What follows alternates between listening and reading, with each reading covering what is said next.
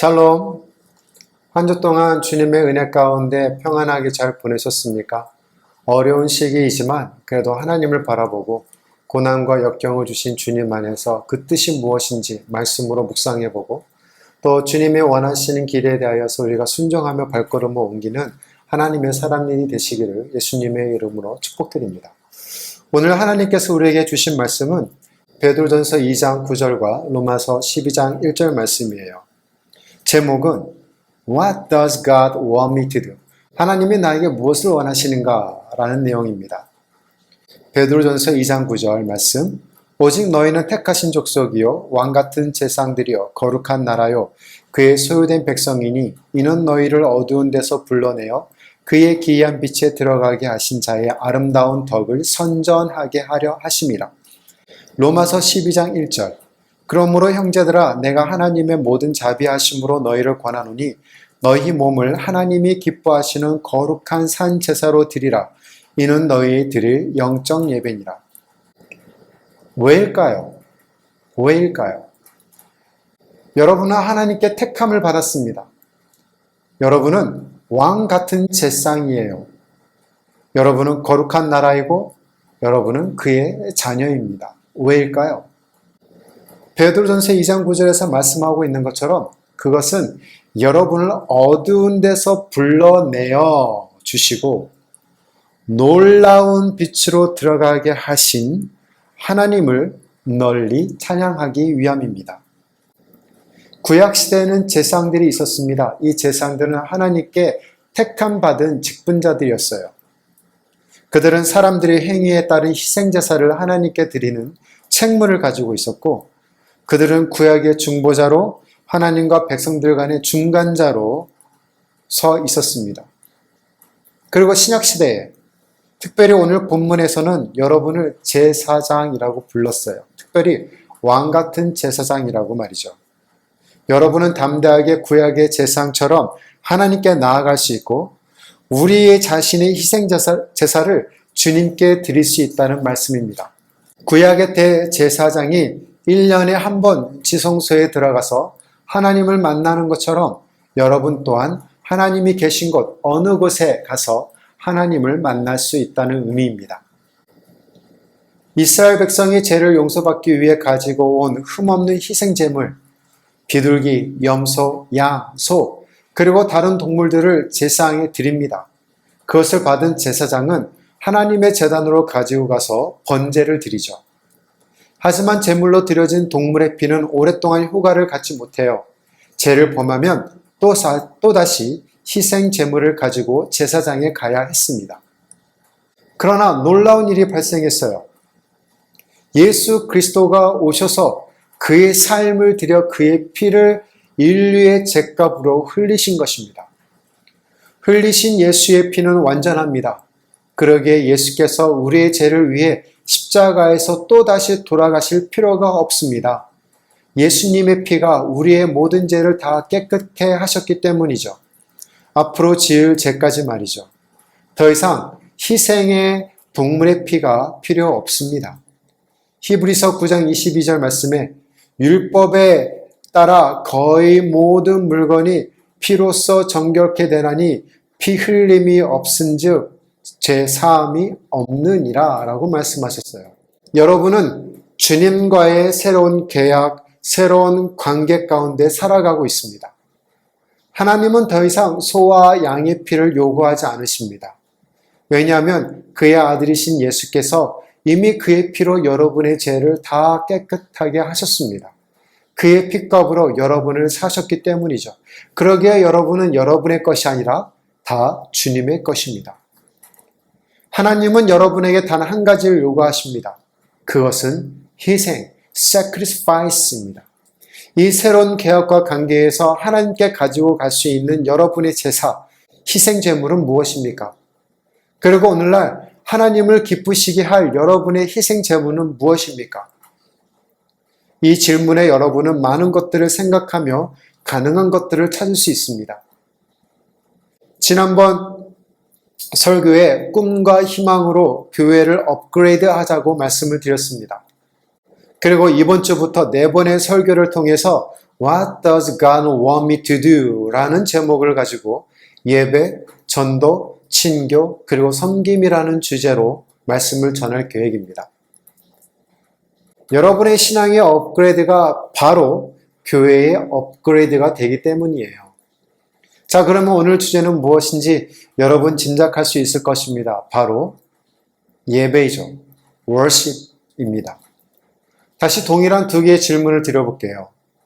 이 새로운 계약과 관계에서 하나님께 가지고 갈 수 있는 여러분의 희생 제물은 무엇입니까? 오늘날 하나님을 기쁘시게 할 여러분의 희생 제물은 무엇입니까? 로마서 12장 1절 말씀 다시 읽어보죠. 그러므로 형제들아 내가 하나님의 모든 자비하심으로 너희를 권하노니 너희 몸을 하나님이 기뻐하시는 거룩한 산 제사로 드리라. 이는 너희의 드릴 영적 예배니라 라고 말씀하셨습니다. 여러분이 하나님의 나라에서 누릴 기쁨과 평강을 만들기 전에 주님께 드릴 중요한 희생 제물이 있다는 겁니다. 그것이 무엇일까요? 바로 여러분입니다. 희생 제물, 칼을 가지고 와서 한 사람을 정해서 그 사람의 몸을 각을 뜨고 살과 피부를 나누고 피를 어느 곳에 모았다가 그것을 교회의 제단에 뿌리고 그것을 나머지는 불로 태우는 그것을 원하는 것일까요? 아닙니다. 예수님께서 우리에게 말씀하시는 것은 living sacrifice예요. 산 제사입니다. 산 제사. 주님은 지금도 여러분을 부르십니다. 우리의 삶 속에서 일하고 계신 주님께 우리를 선물로 드려야 돼요. 여기서 선물은 기프트가 아닙니다. 프레젠트예요. 기프트는 일정한 대상을 두고 준비한 선물이 아니라 그냥 주는 것이 선물이에요. 하지만 프레젠트는 내가 이 사람에게 이 선물을 꼭 줘야겠다라고 하는 의미가 담겨져 있는 것입니다. 지금 우리가 이야기하고 있는 것이 뭐예요? 바로 여러분이에요. 우리의 육체가 아닙니다. 우리가 하나님께 제물이 되는 것, 이것을 말하고 있는 것이에요.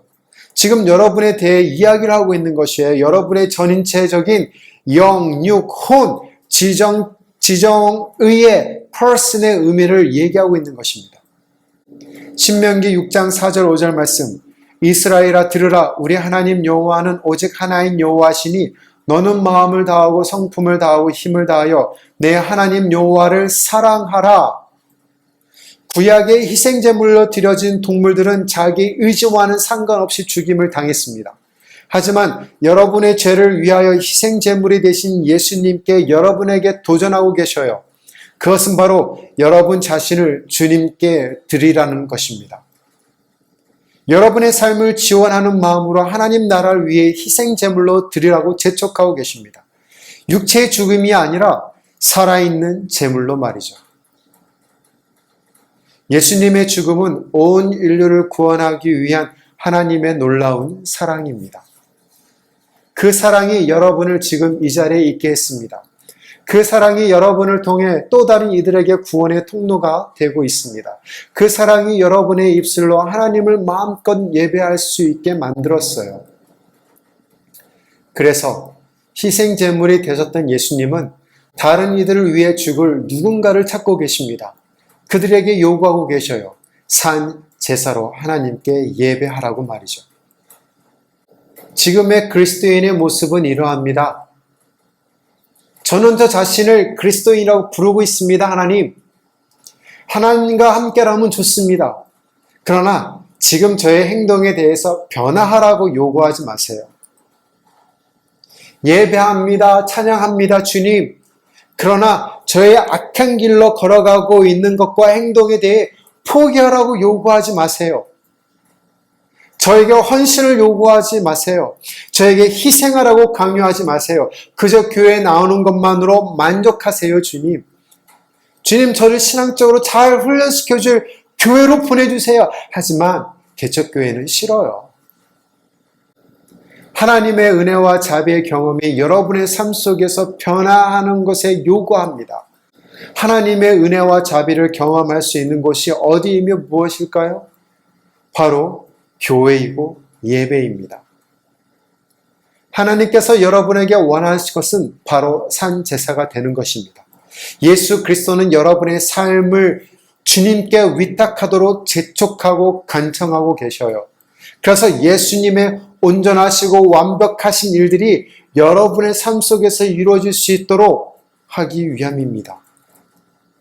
여러분의 삶을 여러분의 주인이 되신 예수님께 위탁해야 합니다.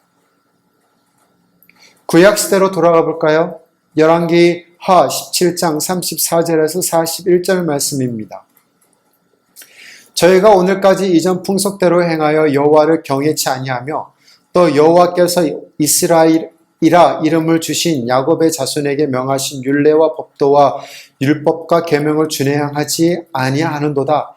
옛적에 여호와께서 야곱의 자손에게 언약을 세우시고 저희에게 명하여 가라사대 너희는 다른 신을 경외하지 말며 그를 숭배하지 말며 그를 섬기지 말며 그에게 제사하지 말고 오직 큰 능력과 편팔로 너희를 애굽에서 인도하여 낸 여호와만 너희가 경외하여 그를 숭배하며 그에게 제사를 드릴 것이며 또 여호와가 너희를 위하여 기록한 율례와 법도와 율법과 계명을 너희가 지켜 영원히 행하고 다른 신들을 경외치 말며 또 내가 너희와 세운 언약을 잊지 말며 다른 신들을 경외치 말고 오직 너희 하나님 여호와를 경외하라.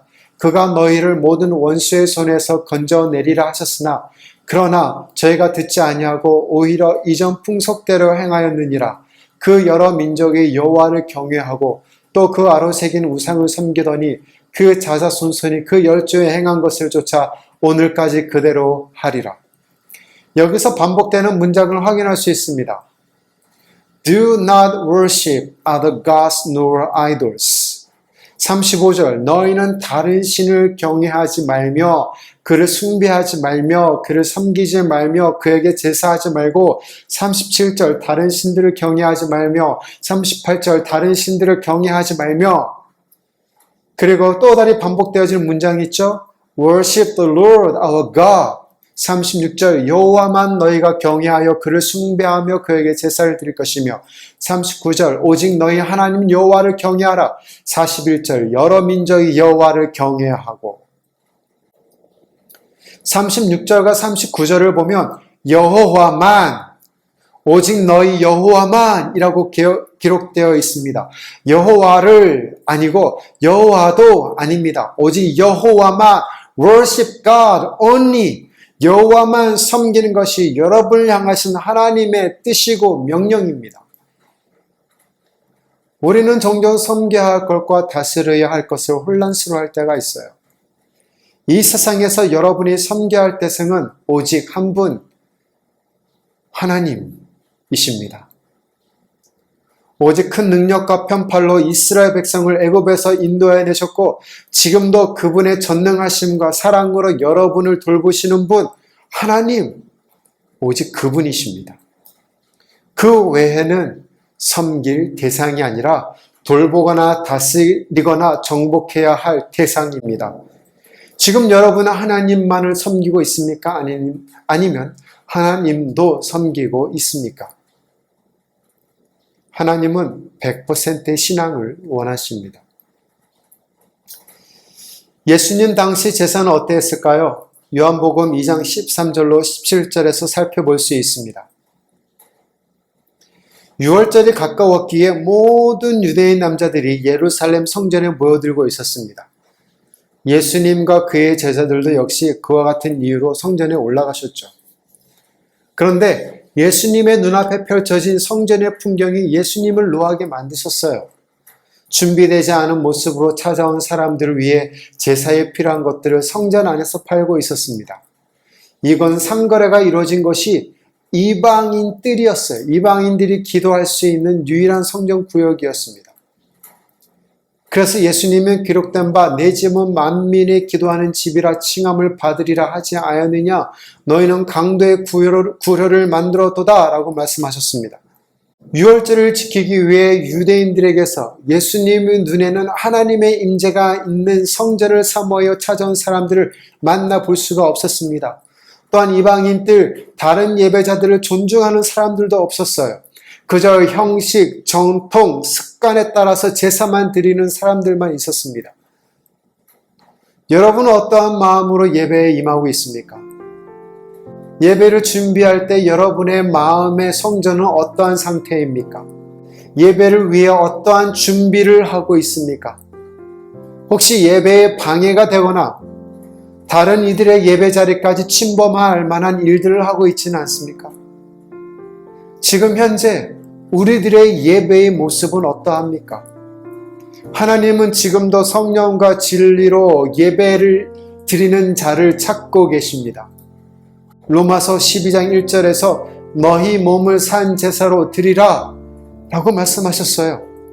믿음으로 의롭다 칭함을 받은 자들이 하나님만이 유일한 주인이심을 깨닫고 그분의 뜻대로 우리들을 사용하도록 내어드리는 것을 말하는 것입니다. 여러분이 주인이 누구이신지 깨닫고 여러분의 삶을 드리는 것이 바로 영적 예배의 시작입니다. 하나님이 기뻐하시는 영적 예배는 여러분의 몸을 제물로 드리는 것이에요.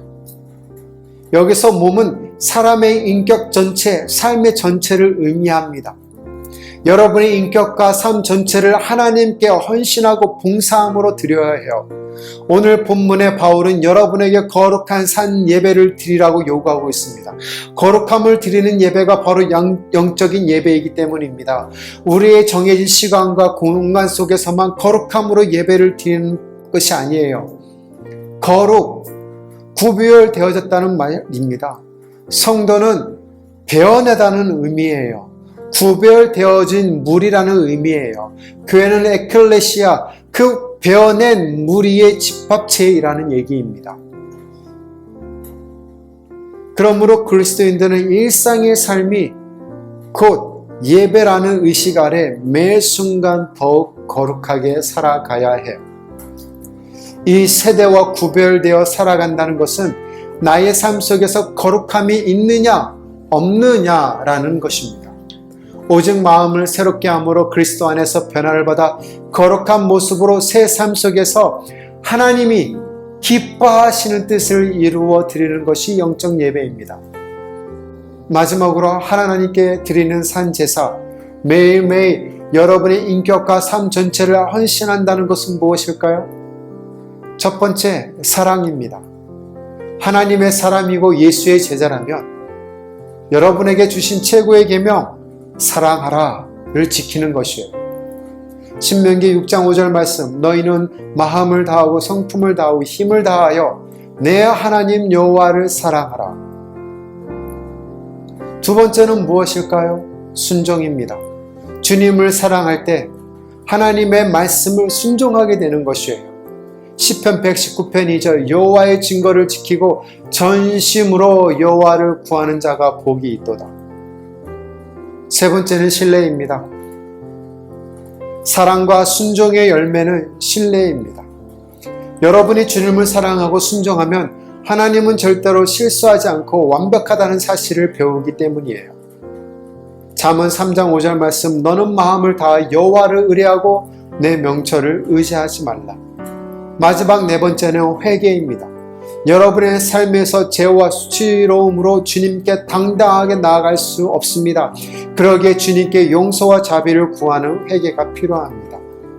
요엘 2장 12절, 여호와의 말씀에 너희는 이제라도 금식하며 울며 애통하고 마음을 다하여 내게로 돌아오라 하셨습니다. 여러분은 하나님의 나라의 소중한 존재임을 기억하십시오. 하나님께 택한 족속, 왕같은 제사장이며 거룩한 나라이며 하나님의 자녀입니다. 이런 여러분이 해야 할 일은 주님께 산 제사로 드리는 것입니다. 여러분의 인격과 삶의 전체를 하나님의 뜻대로 사용되도록 헌신하고 희생하는 것입니다. 하나님은 완벽하고 완전한 사람을 찾는 것이 아니에요. 불완전하고 실수하고 연약하다 할지라도 하나님께 성령과 진리로 예배하는 자들을 찾고 계십니다.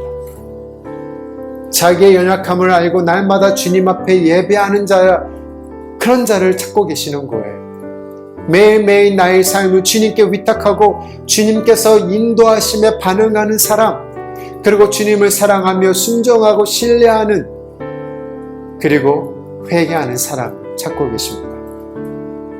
오늘 여러분이 이러한 사람입니다. 오늘 여러분이 주님께 예배할 수 있는 자입니다.